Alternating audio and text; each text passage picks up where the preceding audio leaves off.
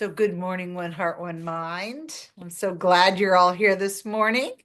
And I have some music to kick us off with today. I'm just gonna share the sound. And this is Eddie Watkins, who I love.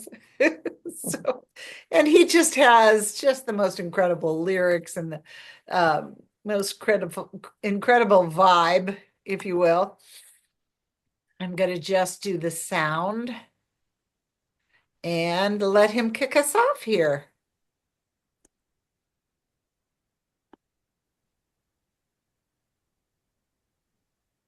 God is. Can you hear that? I am right here, right now. Can you hear it? Right here, right now. God is. I am. God is. I am. Right here, right now. Right here, right now. God is. I am. God is. I am. Right here, right now. Right here, right now. God is. I am. Right here, right now. God is. I am. God is. I am.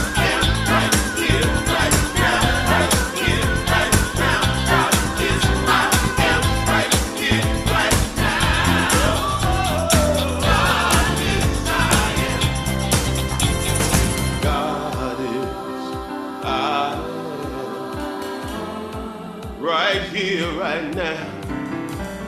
Right here, right now. God is. I am. Right here, right God is. I am. Right here, right now. Right here, right now. God is. I am. God is. I am. Right here, right now. Right here, right now. God is. I am. Right here, right now,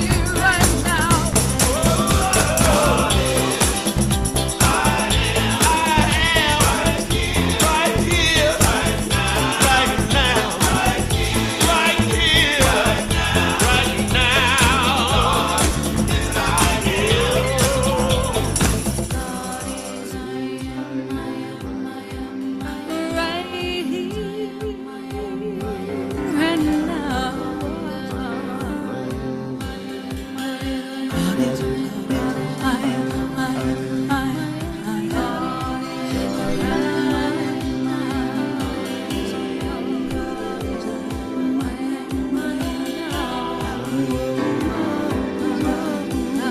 Right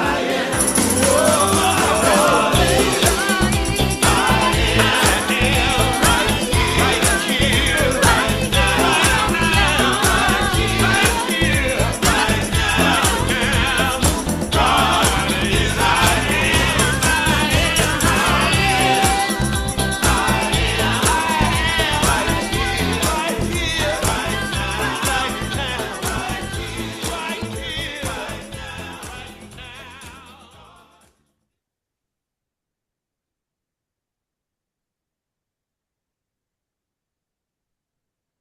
God is, I am. I thought that was perfect for today's message. So, yeah, God is, I am. Gotta love Eddie. All right. So, thank you, Ralane, for stepping in today. I know Lisa appreciates it. She told me yesterday and she's online. So thank you for stepping in to be our practitioner of the day. Sure. So I thought I'd talk a little bit and then pray. Jim and I watched a movie over the New Year's called The Miracle Season, and it's about loss and grief and volleyball. It's a really good movie, but it's really about showing up in our divinity in ordinary moments and also in difficult moments and also good moments. So it's just showing up and how important it is, how we rely on each other so much, and how we really need each other. And it's a very powerful movie. But it reminded me of when I first started out in Science of Mind. So I'd like to tell a little story. I was in Science of Mind 1, trying to figure out what Science of Mind was all about. And one night we were all sitting around. It was a small little group, small little class. Reverend Nathaniel Pearson was my second minister. And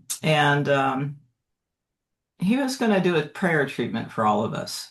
So I didn't really know what that was about, but he was going to do that. And he asked us all what we wanted to pray for.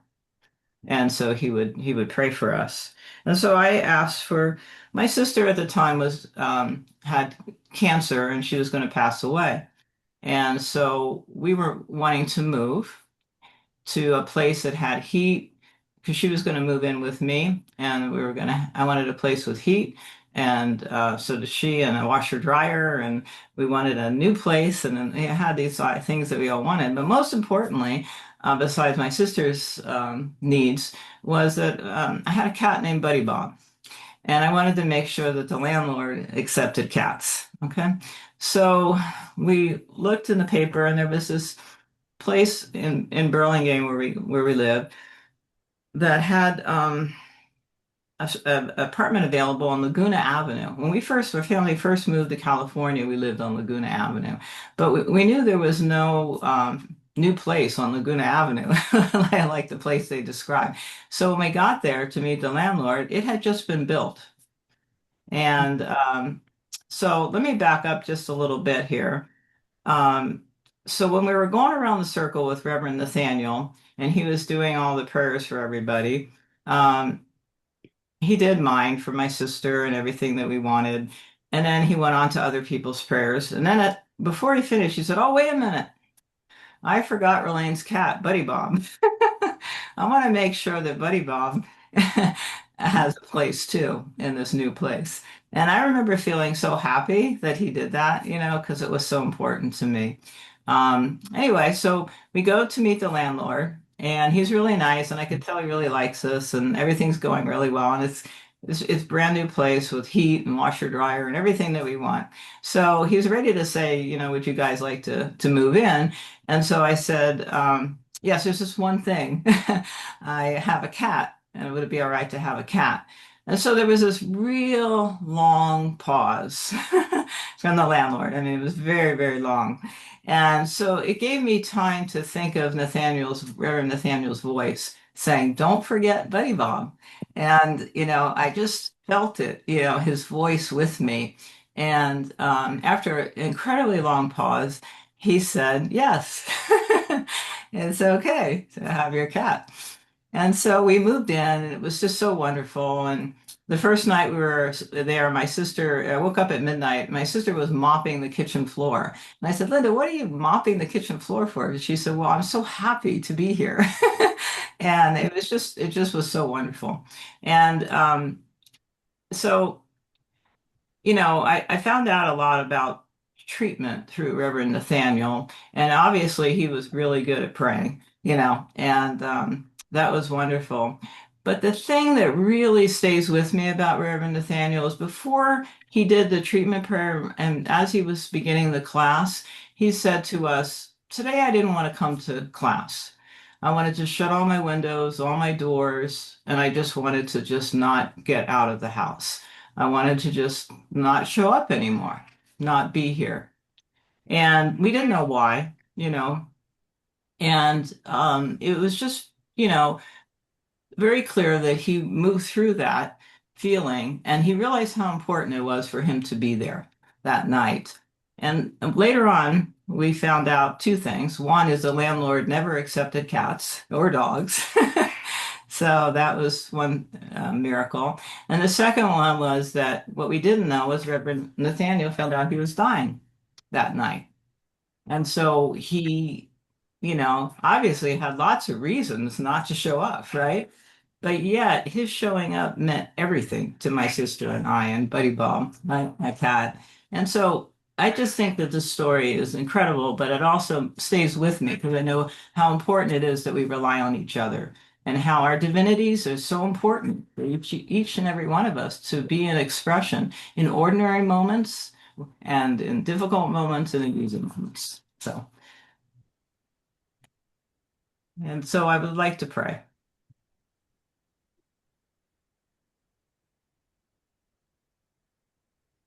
We know that God is present right here, right now, in this very moment.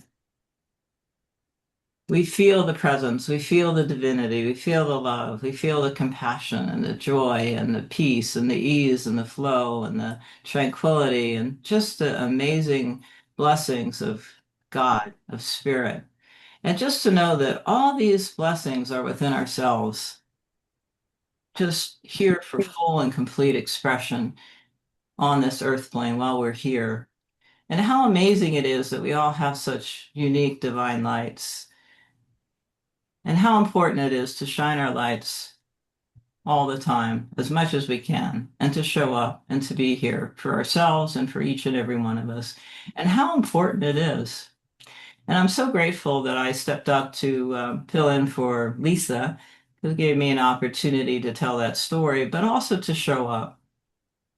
So I thank Lisa.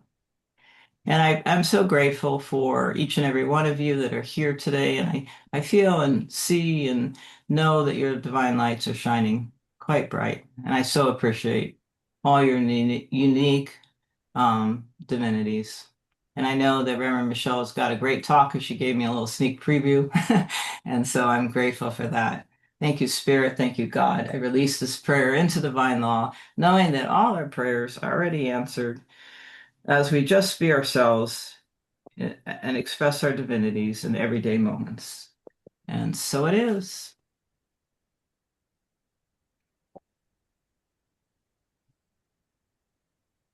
If I may, January, here we are. Today, I allow divine love to inform all my thoughts, feelings, and actions. Rooted in deep faith, I trust the wisdom of God moving through me, which naturally expresses as peace, kindness, abundance, wholeness, and joy in my life. And so it is. and so it is. Lisa, were you going to say you wanted to read the affirmation? No, Oh, well, you wanted to just add something? Sure, jump right in. no, I wanted to add something. I wanted to thank Ralane so much, and just to say that I have seen an example of what she is talking about in the co. We lost her a little bit.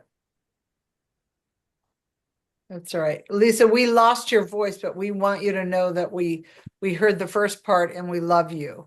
Okay, thank you. Oh, there you are. You're back. Oh, no, I know. I was just sharing that I feel as if I had an example of what Ralane was talking about in terms of the medical staff. I had this Oh, series of people who come in and give their individual experiential gift with grace and love. And it's just sort of like this envelopment of our oneness. It's like I feel so connected to each and every one of them. And I just feel like for me it was just it's a beautiful experience of oneness. oh. Well, thank you for sharing that with us. I really truly appreciate it. And I'm glad you were able to get online with us today. Thank you. Me too. We love you. We will continue to know your wholeness, by the way. Yes, thank you. All right, I have some Michael Gott for us. And I think this is appropriate. It's called So Alive. Sometimes when I'm discouraged, It wasn't at the beginning. There we go.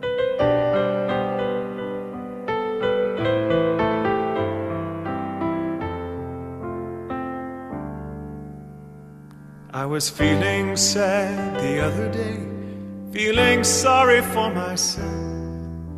I had to take a walk to clear my head. I went down to the river. The water always soothes my soul. The current seems to wash my cares away. The beauty flows right through me, and I'm a part of everything I see. So alive, astounded by the majesty I see. So alive, awake to all the possible in me. So alive to the magic, so alive to the dreams, discovering that life is so much more than what it seems. I cannot be content to just survive. I'm a part of something infinite and free, and so alive. Sometimes when I'm discouraged, I go and see a friend and hold her little baby in my arms. No words could describe this. He's perfect and he's pure, and all of life's distractions fall away. The beauty flows right through me, and I'm a part of everything I see. So alive, astounded by the majesty I see. So alive, awake to all the possible in me. So alive to the magic, so alive to the dreams, discovering that life is so much more than what it seems. I cannot be content to just survive. I'm a part of something infinite and free, and so alive. Then sings my soul,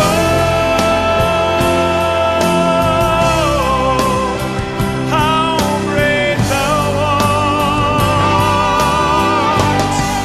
Then sings my soul,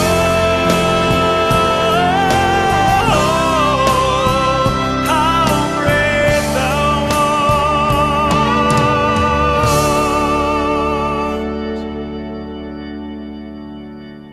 So alive, astounded by the majesty I see. So alive, awake to all that's possible in me. So alive to the magic, so alive to the dreams, discovering my life is so much more than what it seems. I cannot be content to just survive. I'm a part of something infinite and free, and so alive.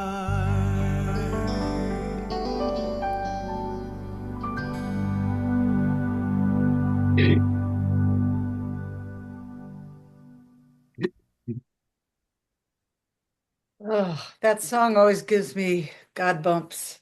It's like, yes, this is who we are. Makes me feel very alive and connected. So, good morning. Good morning, One Heart, One Mind Center for Spiritual Living. And welcome 2026.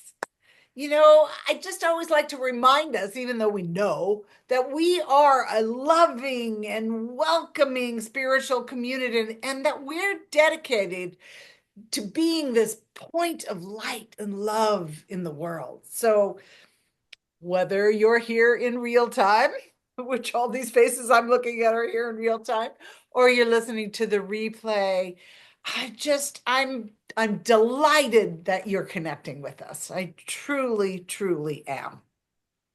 So traditionally, in Science of Mind, January is when we revisit our basic spiritual principles, when we take a look at really the basics of our philosophy and what we believe and where we stand and our relationship to it, which is always a good thing to do, I think. It's a wonderful way to move through this time too. As I was talking about last year, this is kind of a transitional time of the calendar year, and it's a time when we can choose to consciously reflect and renew and recommit to who we are and what we'd like to express in our lives as we move into the new year. And as metaphysicians, we know, I know you know this because I say it all the time, that whatever we set into mind right now in this powerful creative moment, creative law will bring it about as our experience. We know that to demonstrate in form in our physical world, we first create in consciousness. And as I've mentioned before as well, my experience with this process of conscious co-creation is that it's very nuanced.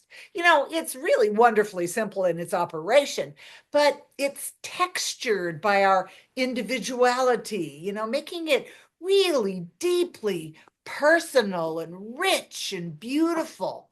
And the more we know and live from the basic principle that God's nature is our nature, which of course is today's talk, the more we go deeper and deeper into our own divine nature, and the more we live from the sweetness of divine truth that is us, and then it moves into every aspect of our daily lives. So I was thinking about the basic principles, and I know generally we do 4 weeks and a different principle each week, but we probably could shorten that to 3. But I've picked out 4 basic principles of new thought or science of mind.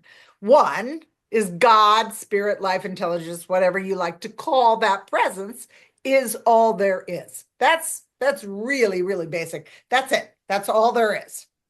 And that we are individualized expressions of this one life.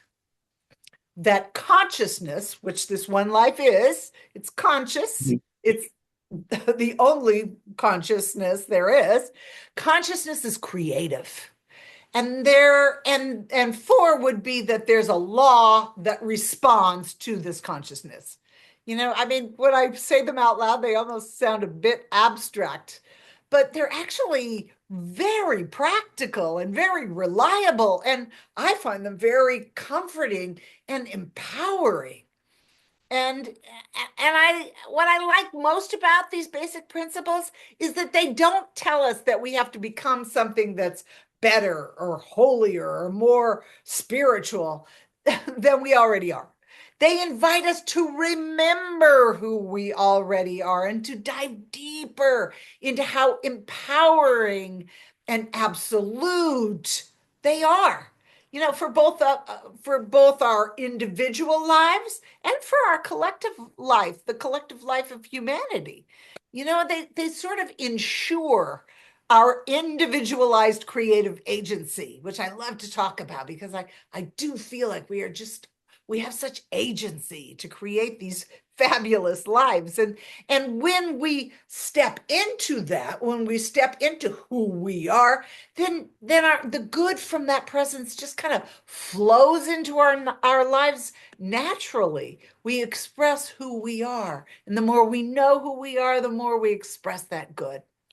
So I read this passage from Mark Nepo. He has a book that I really like.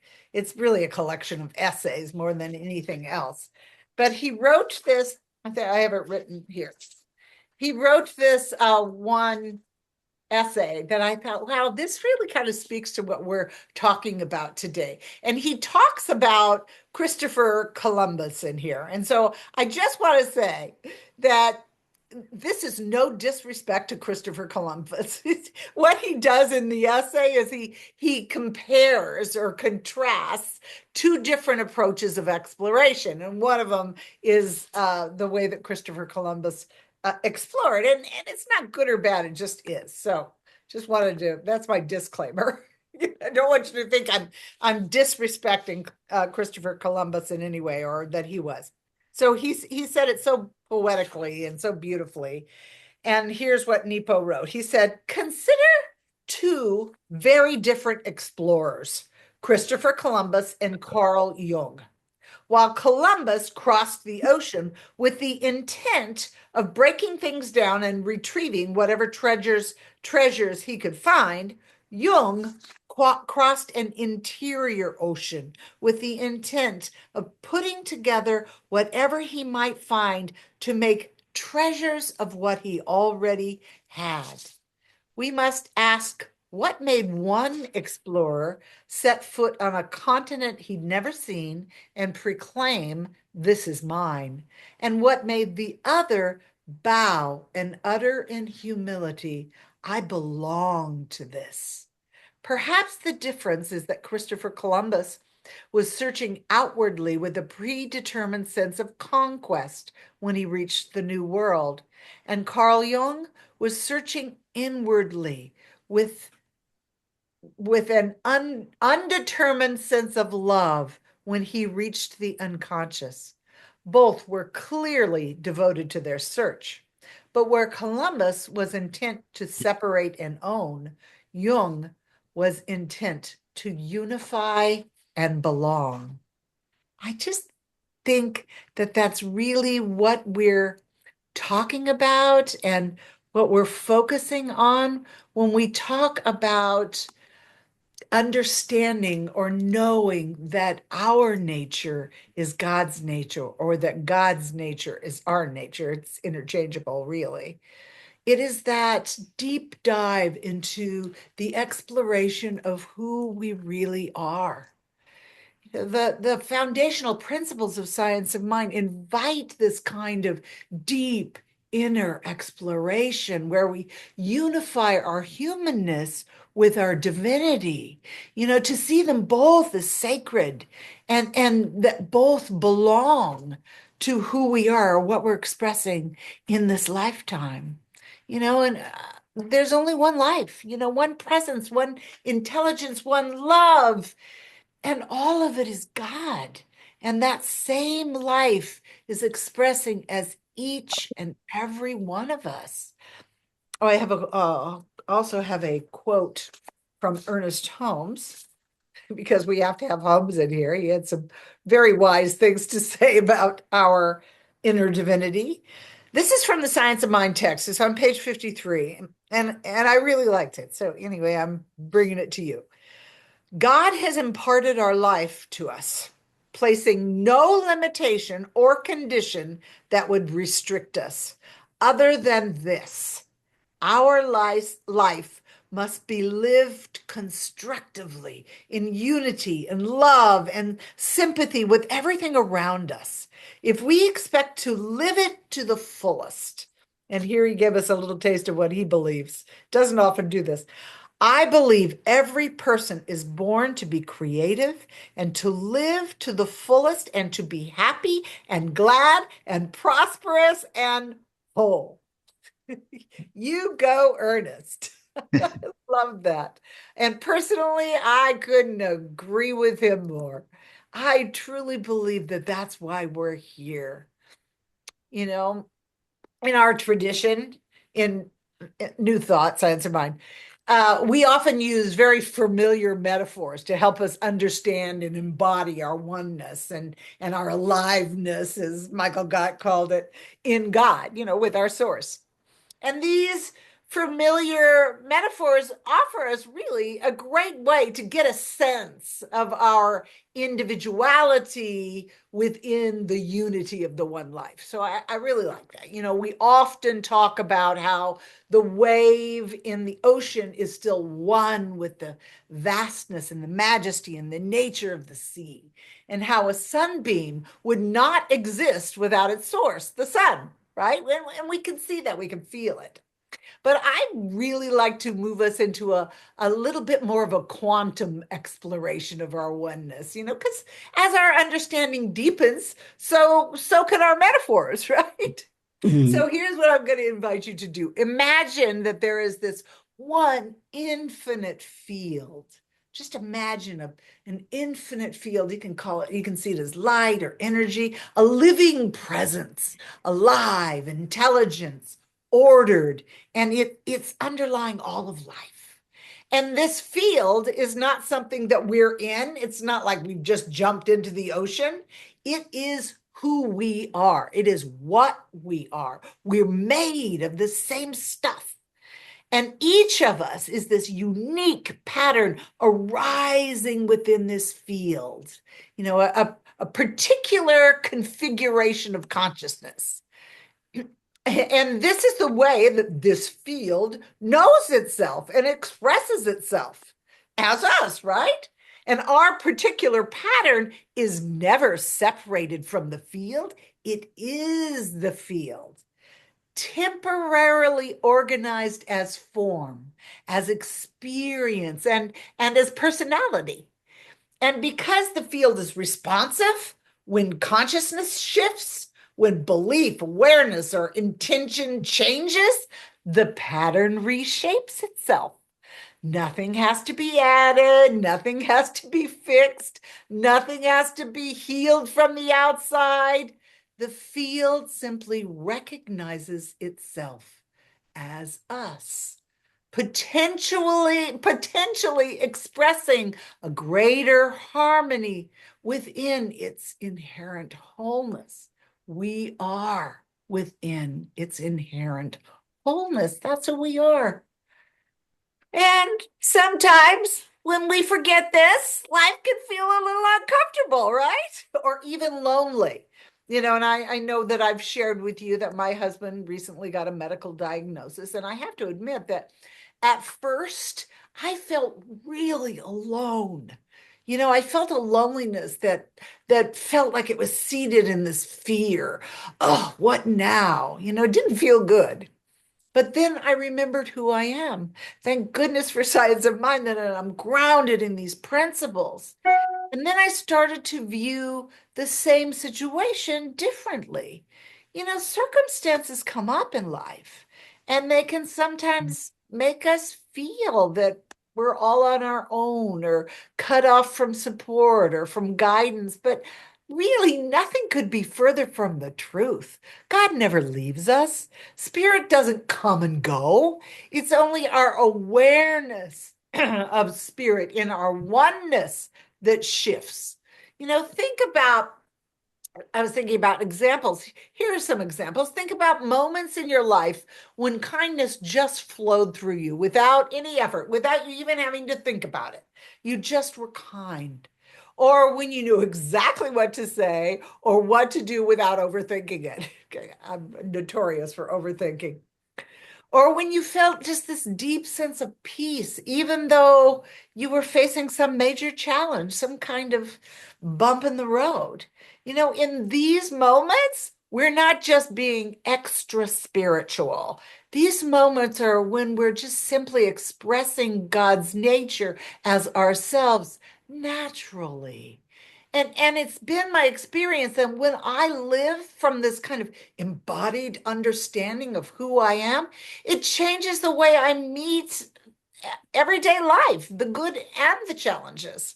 It changes the state of being that I show up. I love that we've been talking about showing up a lot today. It changes the way I show up. When we feel afraid, it doesn't mean that God's absent. When I felt afraid, my first response, it was just human. It means that we've just temporarily forgotten our connection to source. When we make mistakes, it doesn't mean we've fallen out of grace.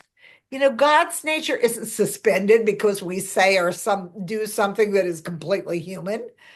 Spirit always remains intact, even when we feel confused or when we feel out of alignment, even when life feels just ordinary. I mean, imagine, how do you feel when you're just washing the dishes or sitting in traffic or answering emails? You're not worried about being separate from source. You're just in it. Spirit expresses within the ordinary just as much as it does through the extraordinary. Holmes reminded us over and over there is only one life. That life is God's life. That life is perfect. That life is my life now, in this ordinary dishwashing moment. And if this is true, if God's nature is our nature, then the question becomes for us, especially as we move through this transition period of time into the new year, is how will we live from this awareness of our oneness? And we can consciously make this time of year a transformation if we want to. Isn't that what we do every time we sit down and do affirmative prayer? We create a transformation. When we not only believe that God's nature is our nature, but when we know and embody and live from this realization, that's kind of where I am these days. Is intellectually I know, but do I know and embody and live from this realization? And I'm realizing, and maybe this is age, I don't know, that God expresses in just the many little small ways that I show up through my day. So what if from the moment I wake up, the moment we wake up, we can just affirm the life of God lives as me today. The life of God lives as me today. We can establish, I love that word, establish ourselves in a feeling of trust that God's life will unfold as our own life, that we don't have to push and effort things to happen. We do our part and we relax. We connect, we pave the way, we relax. And we can pause when stress comes up. Place a hand. I love to do this, to place a hand on my heart, to take a breath, and to remind myself this moment too is happening within God. This moment too is happening within God. We can practice compassion. We can meet ourselves and meet others where we are, and at the same time, hold the space for a greater yet to be, a greater expression of God in our lives and the lives of others. Remembering that everyone's an expression of the same one life, even if their behavior is challenging or rubbing us the wrong way. And then we can let gratitude rise up, even in those challenging moments. And then life becomes less about forcing positivity and more about just recognizing where God is already showing up in our lives. We can notice where life just naturally flows through us. Notice moments of ease, notice moments of insight, of love, of connection. These aren't accidents. These are evidence that we're living from our true nature, that God's nature isn't something we earn, it's something we express, something we reveal. We don't have to be perfect to express God. We only have to be present. So I think paying attention to the ordinary moments in our lives gives us some real insight into what we really believe and what we've embodied about our divine nature and what we know about ourselves. I was listening to Neville Goddard the other day, and he was saying that when we think about what we'd like to demonstrate in our life, what we'd like to bring into experience and form, we should do it from a feeling of, oh, this is just natural, normal, and already true. He says it shouldn't feel like some extraordinary experience, but just something that's just normal. It should feel the same way that we feel when we're reading or turning on the lights or doing anything else that's just an ordinary thing for us to do in our everyday life. We should just know that it already is, and it's just natural. It's just our natural way of being, to live from the place of expressing God's good in our life as normal and natural. And then it kind of is imbued with that kind of trust and faith. And then our intentions are born from that place. Our affirmative prayers and our dreams are born from that just natural and normal place. This is what spirit feels like as it lives through me. This is my natural life.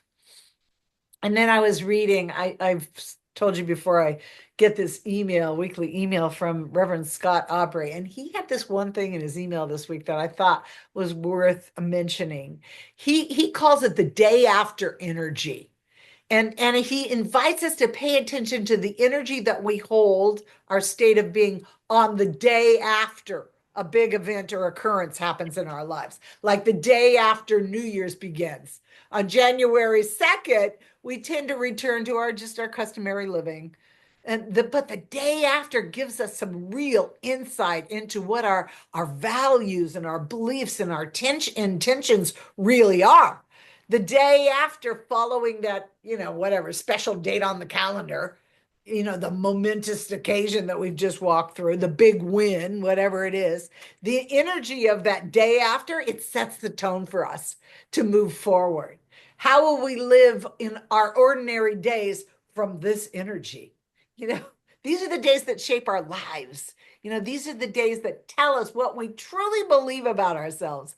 And they deepen us in our divine nature because we're called to say, what do I really believe? Is this where I want to live? Transformation does not always occur in dramatic circumstances.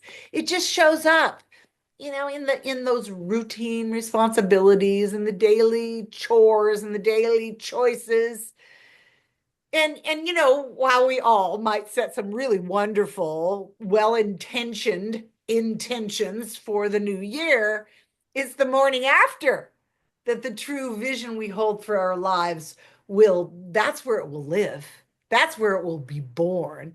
Aubrey said that the energy we bring to the day after, the choices we make when no one's watching, set the tone for everything that follows. And I couldn't agree more. This is where life happens. Life happens in the ordinary. I mean, yes, we love the extraordinary, and it sometimes moves us out of complacency, but the ordinary, that's where life really happens. That's the guts of it.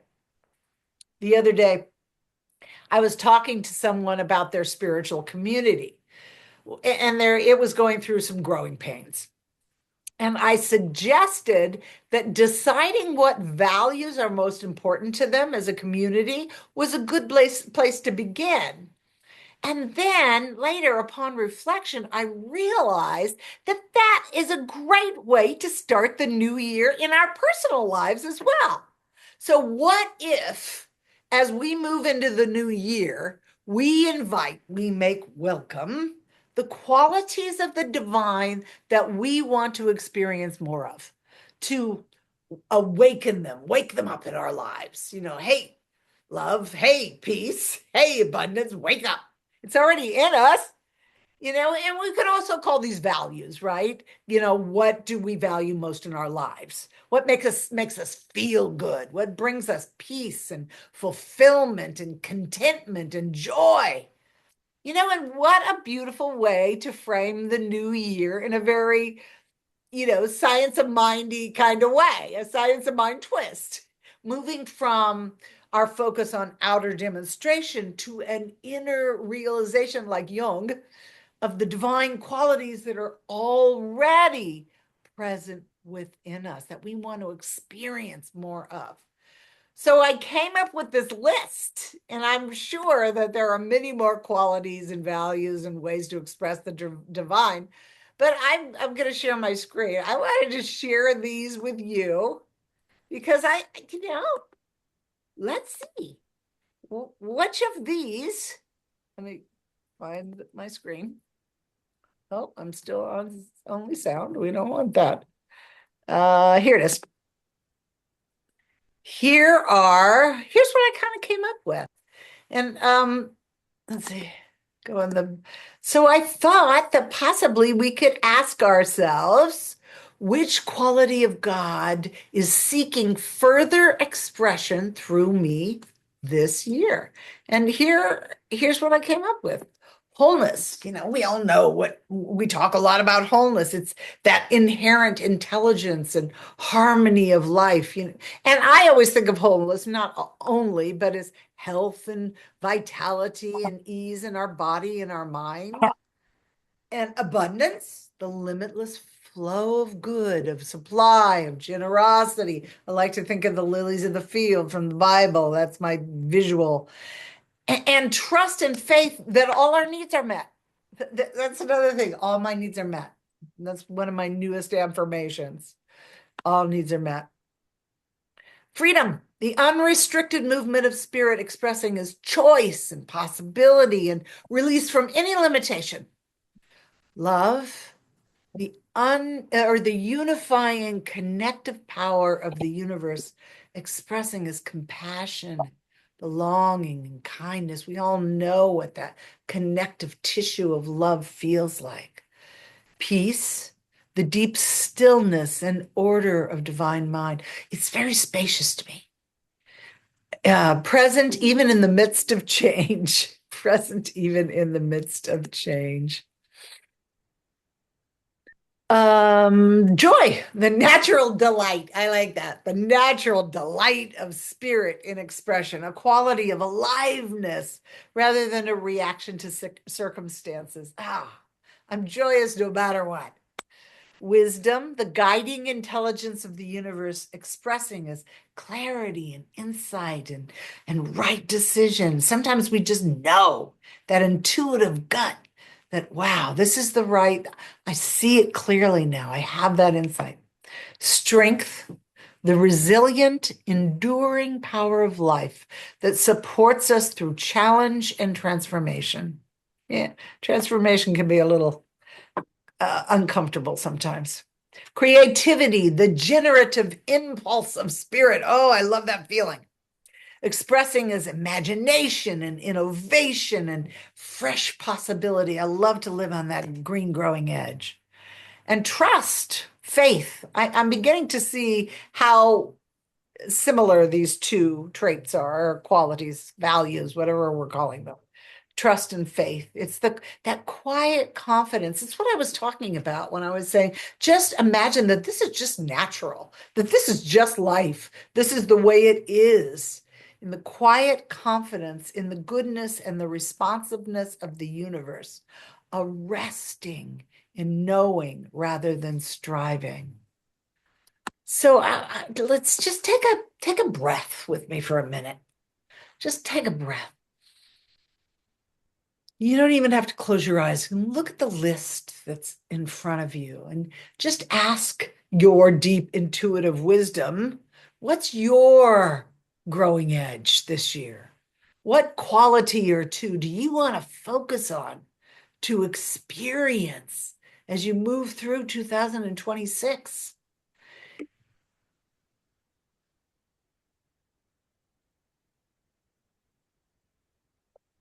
And don't censor. If you're like me, you're like, no, I don't want that one. If it hits up first, it's probably true.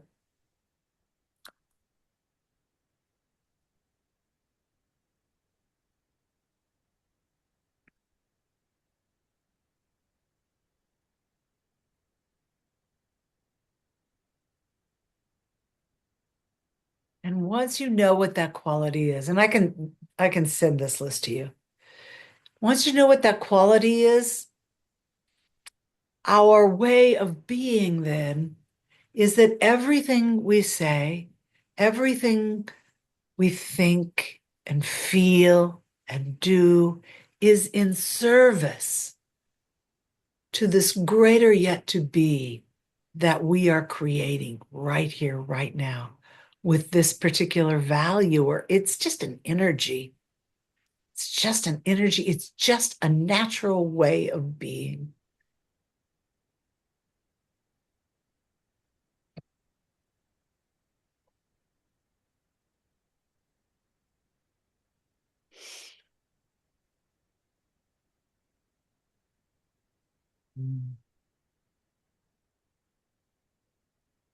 So, so I hope that was helpful.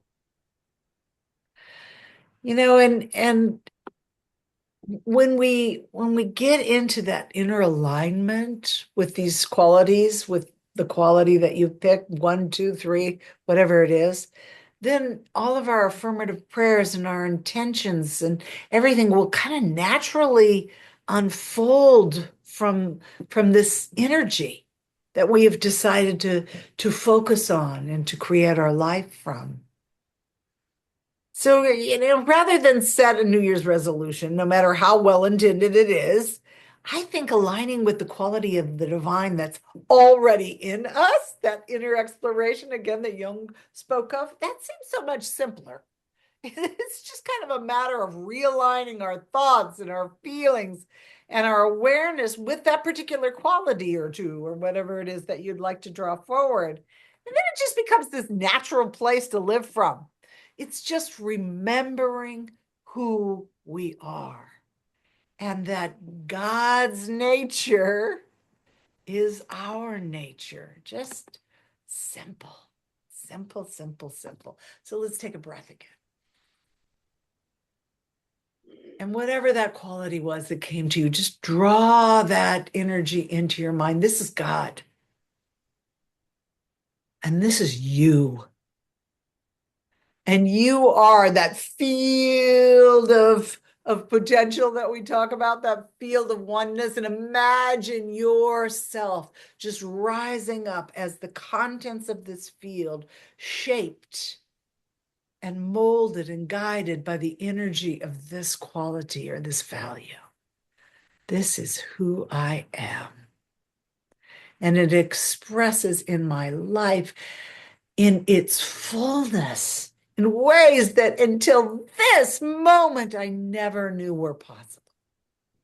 I never knew it could be this good. Thank you, God. Thank you, God. Thank you, God. Thank you, God. For this word is law. This resonance that you are holding is now the law of your life. It is who you are. So I just give great thanks for this. Give great thanks for our community. Give great thanks for each and every person and the expanding awareness that we are the light and love of the world. So I rest in that and know all is well. And together we say, and so it is. so it is. So it, as I say to my dogs, and so it puppy dog is.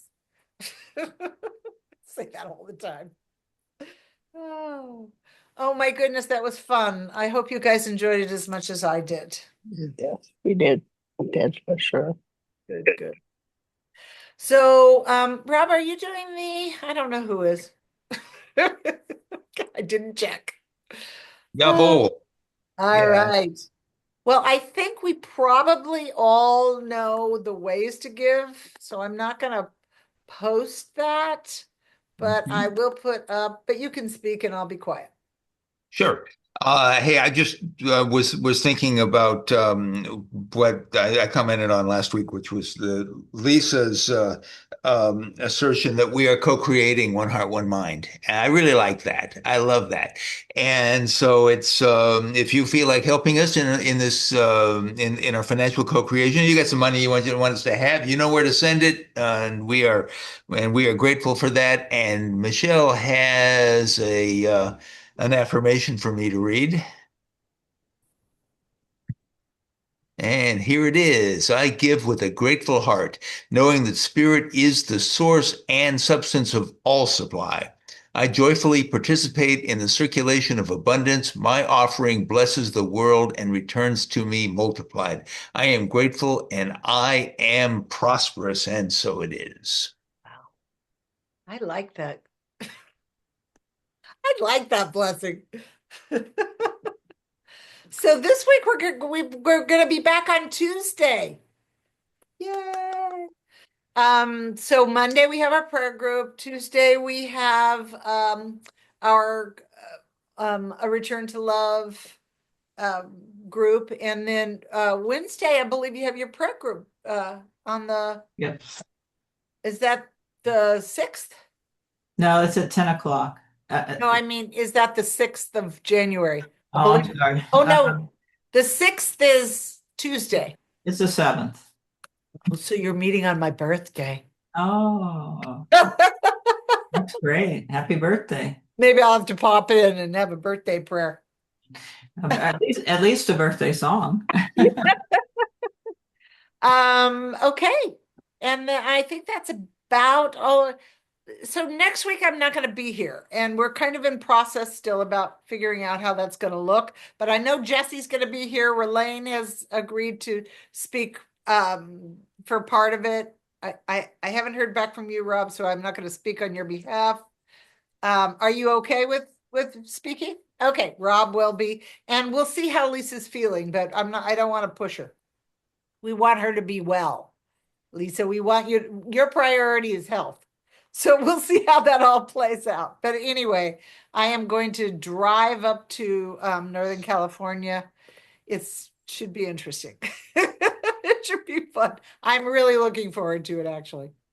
So I think that's about it. I'm going to come back to Rob for a benediction. And then I have some music to close with. Okay. Am I on? You're on. Come on. All right. Hey, this was really nice. This was a very wonderful service too. Oh. To get to experience. And I am right here, right now, so very grateful for what we have co-created here. I am so grateful for Ralane, and because we never get sick of hearing the evidence that prayer works, that thought is creative. It never gets old.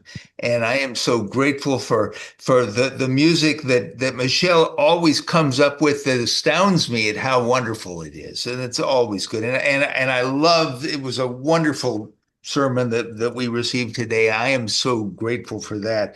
I am particularly noticed that I write lots of stuff down, but I am grateful for the fact that we have agency to create these great lives. And right now, speaking for myself, speaking for and my gratitude that Lisa is here with us because she means the world to us. And on that note, I am grateful for knowing that in Lisa's life and in each one of our lives, that no matter how good our life feels right now, I know that simply by declaring that it feels better than this, that it's a little bit happier, a little more joyful, a little more wonderful, that it actually becomes that simply by virtue of the fact that we have declared that it is true. And I am taking this opportunity to declare that for each and every one of us right now. Life is getting better, and it is just wonderful that is true. I am so grateful for this group. I'm grateful for this opportunity to be together and for this opportunity to feel good, because I do right now, and I am knowing for each and every one of us that we all feel good. Thank you, God, that this is so. I release my word, and together we say, and so it is. Yay. Thank you for that. So I was on the fence about what to play for this last song, but your treatment cinched it for me. So we're going non-traditional. And this is what we're getting. Because this is how I'm feeling too. All right, here we go. You can play the game and you can act out the part, though you know it wasn't written for you. But tell me, how can you stand there with your broken heart, ashamed of playing a fool? But one thing can lead to another. It doesn't take any sacrifice. Oh, father and mother, sister and brother, if it feels nice, don't think twice.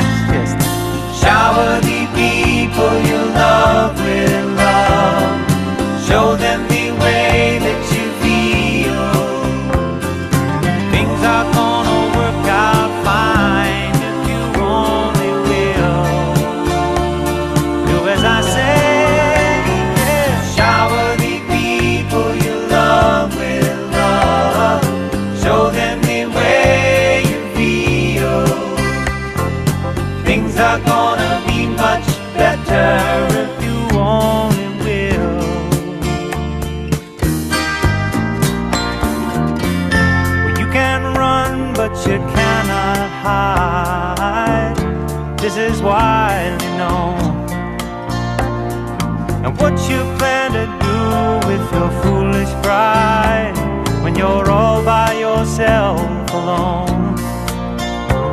Won't you tell somebody the way that you feel? You can feel it beginning to ease. I think it's true what they say about this squeaky wheel, always getting the grease. Better to shower the people you love with love. Yes, and show them the way that you feel. I know things are gonna be just fine if you only will. What I'd like to do to you, shower the people you love with love. Show them the way you feel. Things are gonna be much better if you only will.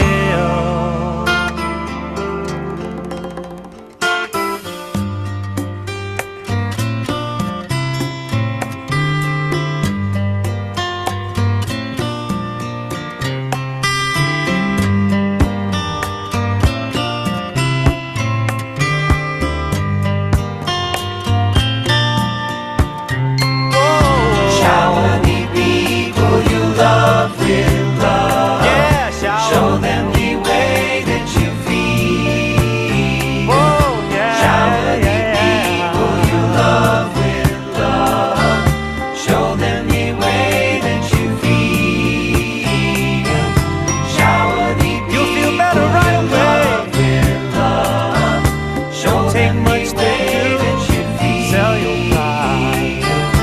Shower the people you love with love. And I say, show them the way that you feel. They say you never shower like the people you love with love. They say the rain must fall that you feel. Just like a pouring rain. People you love with love. Make it rain. Show them the way that you feel. Make it rain. Shower the people you love with love. The sunshine. Show them the way that you feel. Oh, yes, make it rain. Shower the people you love with love. The sunshine. Show them the way that you feel. Right here. Shower the people you love with love. Shower the people. That was fun. I was torn between that and Everything New by Daniel Nemeth, which I love too, but it's a little bit more serious and introspective. And we were talking about being a community, so I thought that was perfect. All right, I am going to say goodbye to our recording right now.